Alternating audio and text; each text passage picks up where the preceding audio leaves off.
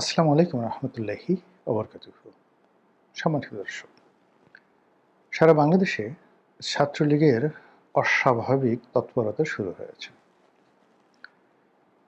এবং এটা অনেকটা সেই যে আওয়ামী লীগ জামানাতে ছাত্র শিবির যেভাবে করত তার ঠিক কাছাকাছি রেখে বাকি অংশটা প্রকাশ্যে করা হচ্ছে। মানে অর্ধেক জামাত শিবিরের সেই যে গুপ্ত পলিসি সেই পলিসি, আর বাকি অর্ধেক ছাত্রলীগের যে নিজস্ব যে এজেন্ডা রয়েছে সেই এজেন্ডা অনুযায়ী তারা কাজ করছে।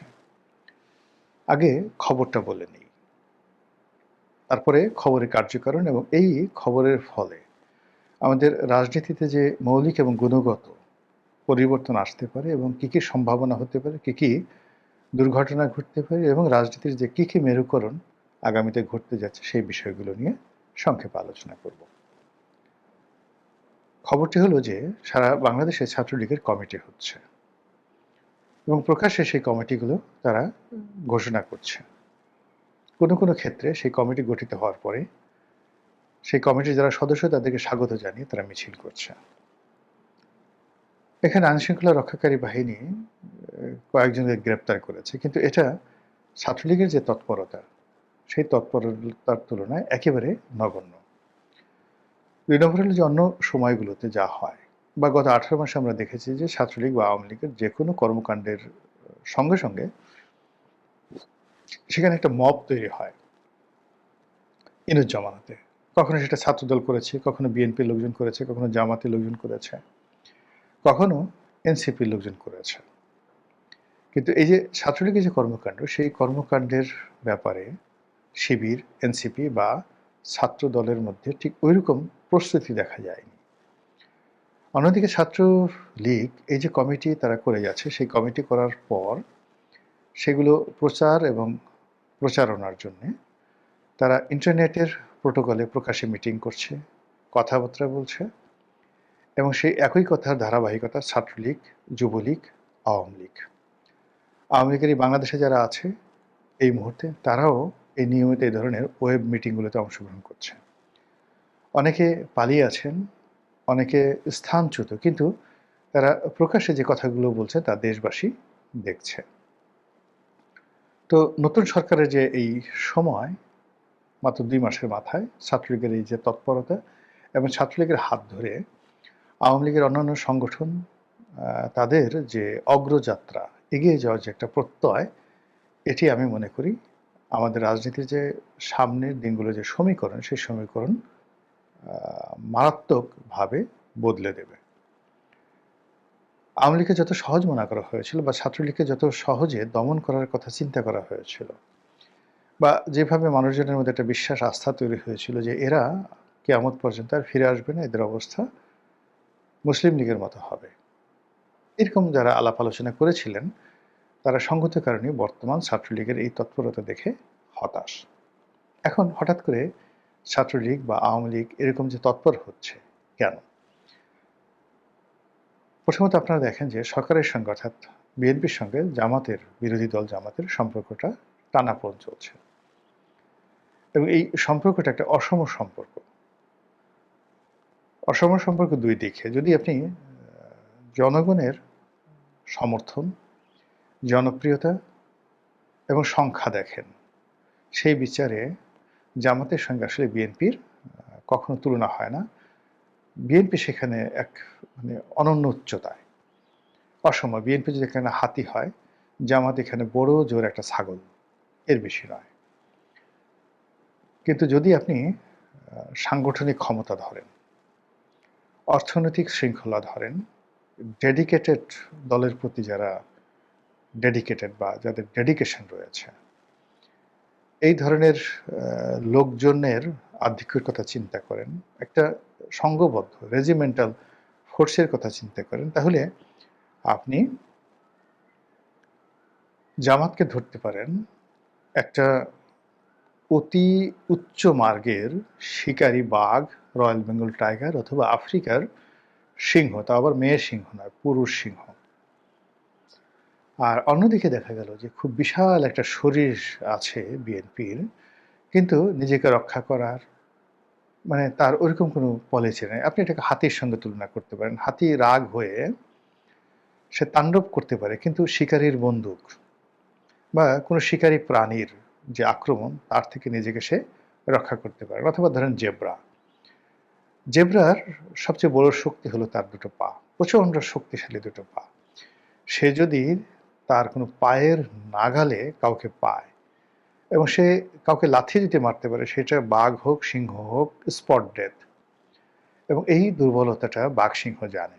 এই জন্য তারা করে কি, পায়ের ওই জায়গাটাতে না, সে ভিতরে এসে রানের এমন একটা জায়গাতে কামড় বসায় যাতে করে সে আর পা চালাতে পারে না। তো সেই দিক থেকে রেজিমেন্টাল ফোর্স, অর্থ, কৌশল, তাদের যে বিদেশি বন্ধু, যেমন ধরুন এখন বিএনপির কোনো বন্ধু নেই, কোনো বন্ধু নেই বিদেশে। তো ভারত, পাকিস্তান, মানে আমেরিকা, মানে কোনো দেশের সাথেই বিএনপির যে কৌশলগত বন্ধুত্ব, এটা শূন্য, জিরো। কিন্তু জামাতে কি আছে দেখেন, জামাতের সাথে পাকিস্তানের ভালো সম্পর্ক, তুরস্কের ভালো সম্পর্ক, ইরানের ভালো সম্পর্ক, চীনের ভালো সম্পর্ক, এবং এরা টাকা দিয়ে, প্রয়োজনে টাকা দিয়ে, কিংবা ওই যাকে বলে ওদের যে বায়তুল মাল রয়েছে, সেই বায়তুল মালে তারা অর্থ দিয়েও তারা জামাতের সাথে সম্পর্ক রক্ষা করবে। মধ্যপ্রাচ্যের সবগুলো দেশের সঙ্গে তাদের সম্পর্ক ভালো, ইচ অ্যান্ড এভরি কান্ট্রি। আচ্ছা, এই গেল ওদের অবস্থা। আপনি আওয়ামী লীগের অবস্থা চিন্তা করেন। আওয়ামী লীগের সঙ্গে ভারতের কৌশলগত মিত্রতা রয়েছে। মানে ভারত আওয়ামী লীগের জন্য সব কিছু করতে পারে। এরপর তাদের সঙ্গে কৌশলগত সম্পর্ক রয়েছে রাশিয়ার, এবং ব্যক্তিগত পারিবারিক সম্পর্ক রয়েছে মিস্টার ভ্লাদিমির পুতিনের। তাদের সঙ্গে আমেরিকার অসাধারণ একটা সম্পর্ক আছে আওয়ামী লীগের। এখন দেখেন, আওয়ামী লীগের হাজার হাজার নেতাকর্মী আমেরিকাতে এবং ইউরোপে আছে, বুক ফুলে ঘুরে বেড়াচ্ছে। সম্পর্ক না থাকলে এটা হতো না। এরপর তাদের সাথে, শেখ হাসিনার সাথে একেবারে পারিবারিক সম্পর্ক বর্তমান কাতারের আমিরের সাথে। তিনি তাকে সন্তানের মতো স্নেহ করেন। এ কারণ হলো তার বাবা শেখ হাসিনার ব্যক্তিগত বন্ধু ছিলেন। এ গেল কাতার। দুবাইয়ের সাথে কিন্তু তার সম্পর্ক খারাপ না। এবং শেষের দিকে, অর্থাৎ শেখ হাসিনার জমানার শেষ 2 বছরে মোহাম্মদ বিন সালমানের সঙ্গে শেখ হাসিনার একটা অত্যন্ত ভালো সম্পর্ক হয়ে গিয়েছিল। এবং সৌদি আরবের যে রাষ্ট্রীয় তেল কোম্পানি আরামকো বাংলাদেশে রিফাইনারি স্থাপন করবে, এবং এই রিফাইনারি থেকে তারা তেল রিফাইন করে এশিয়ার দেশগুলোতে তারা সরবরাহ করবে। এই ধরনের একটা চুক্তিতে তারা প্রায় উপনীত হয়ে গিয়েছিল। তারা ইস্টার্ন রিফাইনারি থেকে শুরু করে অন্যান্য রিফাইনারির আধুনিকরণ এবং নিজেদের রিফাইনারি প্রতিষ্ঠার ব্যাপারে সৌদি আরব একটা বিশাল বিনিয়োগ করতে চেয়েছিল। এটা কতশো বা মানে কত বিলিয়ন বা ট্রিলিয়ন ডলার, এটা আমরা এখন পর্যন্ত জানি না। তো এটা হলো সৌদি আরবের সাথে সম্পর্ক। এবং সৌদি আরব কিন্তু কারোর সাথে সম্পর্ক করলে সেই সম্পর্কটা তারা হোল্ড করে। আরবদের কিন্তু একটা শব্দ আছে, হামিম। হামিম মতো বিপদের দিনের বন্ধু। এই যেমন ডোনাল্ড ট্রাম্পের সাথে এই মোহাম্মদ বিন সালমানের একটা সম্পর্ক ভালো ছিল। ফলে জো বাইডেন 5 বছর চেষ্টা করেও সেই সম্পর্কটা ভাঙতে পারেনি এবং নিজে সেই সম্পর্কটা তৈরি করতে পারেনি। তো আওয়ামী লীগের সেই সম্পর্কটি আছে। তো এরকম আমি এই কটা রাষ্ট্রের নাম বললাম, অর্থাৎ সৌদি আরব, কাতার, তারপর যাকে বলা হয় রাশিয়া, ভারত। এর বাইরে আরও অনেক দেশের সাথে তার সম্পর্ক থাকতে পারে, এমনকি শেষ দিকে পাকিস্তানের সাথে তাদের কিন্তু সম্পর্ক হয়ে গিয়েছিল। তো সেইগুলো যদি চিন্তা করেন, তাহলে এই যে বর্তমান সরকার, সেই সরকার হলো অনেক বড় বিস্তৃত একটা সরকার। বহু সংখ্যক 35% লোক তাদের সমর্থন আছে, কিন্তু এই লোকগুলোর সাথে একে অপরের সঙ্গে সম্পর্ক নেই। এই দলের মধ্যে একজন সিঙ্গেল লোক নেই যে ডাকলে এই 35% লোক চোখ বুজে তার কথা মতো আসবে এবং তার কথা পালন করবে। যেভাবে শেখ হাসিনার কথা পালন করে, যেভাবে জামাতের লোকজন তার আমিরের কথা পালন করে, এমনকি ডাক্তার মাসুদের কথা যেভাবে পালন করে, বিএনপিতে এরকম একজন ডাক্তার মাসুদ পাবেন না, জামাতের সভাপতি পাবেন না। বিএনপিতে এইভাবে একজন শেখ হাসিনা নাই, একজন জাহাঙ্গীর কবির নানক নাই, একজন আলাউদ্দিন নাসিম নাই, একজন আরও অনেক, এমনকি ওবায়দুল কাদেরও নেই। তো এই মানে অপূর্ণতাগুলো আপনাকে চিন্তা করতে হবে। ঠিক সেই অপূর্ণতার মধ্যে 11 দল, অর্থাৎ বর্তমান যে বিরোধী দল আছে তাদের যে জোট 11 দল, তাদের সঙ্গে সরকারের একটা সম্পর্ক যাচ্ছে, টানাপোড়েন সম্পর্ক যাচ্ছে, এবং এটি কতগুলো ভয়াবহ ইঙ্গিত দিচ্ছে। সেই ইঙ্গিতের প্রেক্ষিতে একেবারে বাংলাদেশের সঙ্গে ভারতের, অর্থাৎ বর্তমান সরকারের সঙ্গে ভারতের যে একেবারে দহরম মহরম সম্পর্ক হয়ে যাওয়ার কথা, সেটা থেমে গেছে। 2 নম্বর হলো যে IMF যেখানে বলেছিল যে তারা একটা নির্বাচিত সরকার আসার সঙ্গে সঙ্গে ঋণ ছাড় করবে, ডক্টর মোহাম্মদ ইউনূসের সরকারকে তারা ঋণ দেবে না।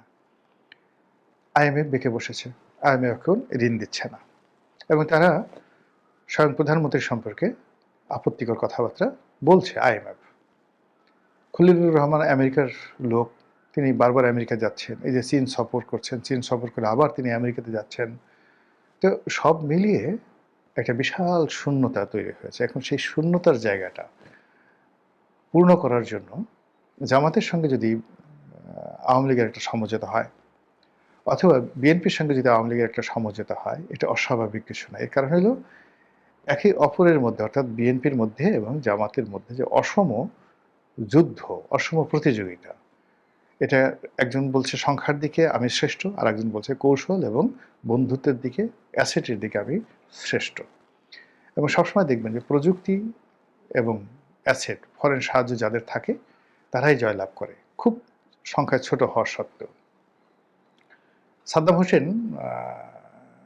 ইরাক শাসন করেছেন, খুব অল্প সংখ্যক লোক নিয়ে সুন্নি মতাবলম্বী হয়ে তিনি ইরাক শাসন করেছেন, যেখানে ইরাকের বেশিরভাগ লোক শিয়া মতাবলম্বী।